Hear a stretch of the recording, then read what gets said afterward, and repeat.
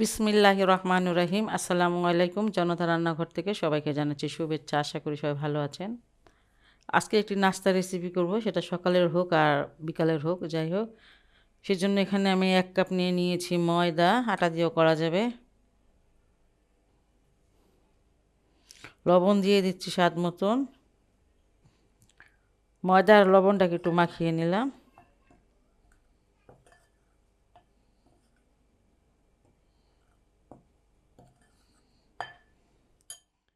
এখানে 1 কাপ নিয়ে নিচ্ছি পানি, নর্মাল পানিটা।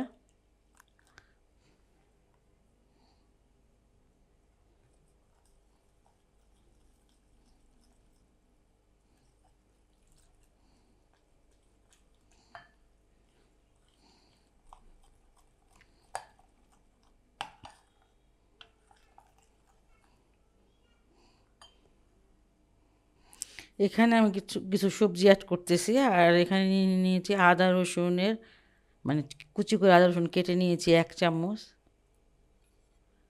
আর 1 টেবিল চামচ নিয়ে নিয়েছি গাজর, 1 টেবিল চামচ নিয়ে নিয়েছি বরবটি, ছোট সাইজের একটা পেঁয়াজ নিয়েছি, আর বাঁধাকপিটাও নিয়ে নিয়েছি 1 টেবিল চামচ।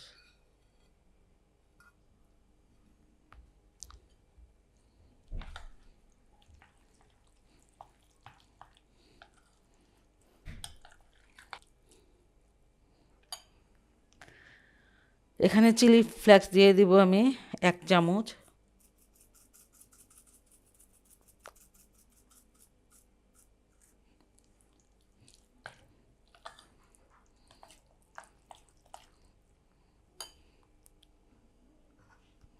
গরম মশলার গুঁড়াটা দিয়ে দিব 1/4 চামচ।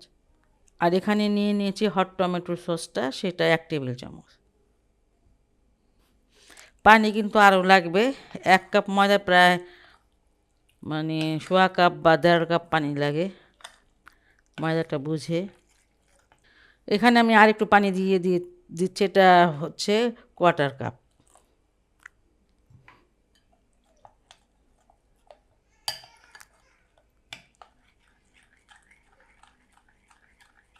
সব কিছু ভালো করে মিশিয়ে নিয়েছি। আর এখানে আমি কোয়েল পাখির ডিম, এটা আমি 6টা দিয়ে দিচ্ছি।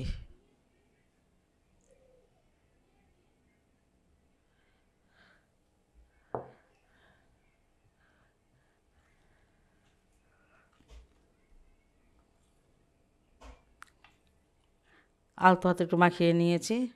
মাখানোটা শেষ, এখন বানাতে চলে যাব। নাস্তাগুলো ভাজতে চলে আসলাম। চুলায় একটা ফ্রাই প্যান দিয়েছি।